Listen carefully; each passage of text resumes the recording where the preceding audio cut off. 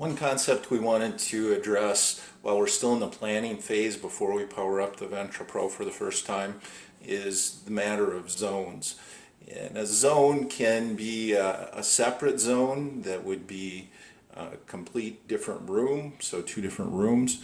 One application for that is setting up a zone 1 and a zone 2 on the controller, and then like on a 32 channel like this, using the first 16 channels for the east room, let's say zone 1, and then the 17 to 32 for the channels that would be the west room, or zone 2.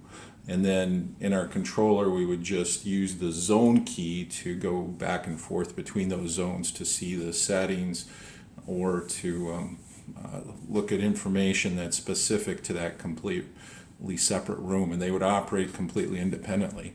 Another way of using zones is if we're doing like a broiler house where we're going to have nested zones, having a brood zone that would be, well, let's just take the simplest possible, a brood that would be a half house brood, and then go into a full grow out.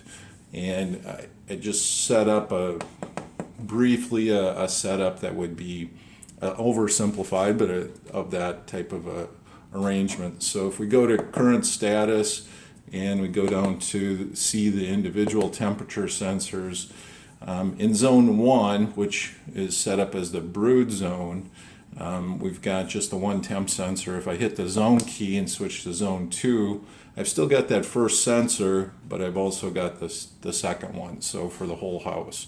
So that's basically, when we get to adding devices, we'll discuss that specifically. The ability to dedicate each of these zones for a particular aspect is possible under control settings. So if we go down under control settings until we get to the question of house control mode, well, for Z2 that's grow 1. If I switch this to zone 1, it's going to show brood.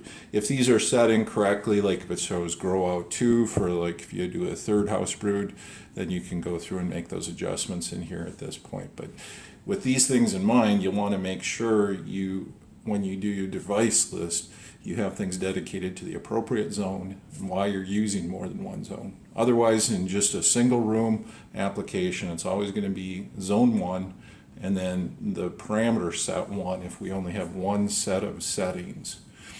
Now, the other thing we can do is do multiple parameter sets. So instead of SO1, this could be SO2 or 3 or 4 or 5 or up to 99, I believe. So there's many options there as far as like if you did a winter, summer, and then if you do have multiple sets, you would have to either restart, power down, power back up, catch it at the press enter, or we could also get to the place to change to the other parameter set if we were in the hitting the reset button on the back of the HMI board, this main display board. But we'll go into detail on actually doing those things later. It's just those concepts should be in mind when we do our planning.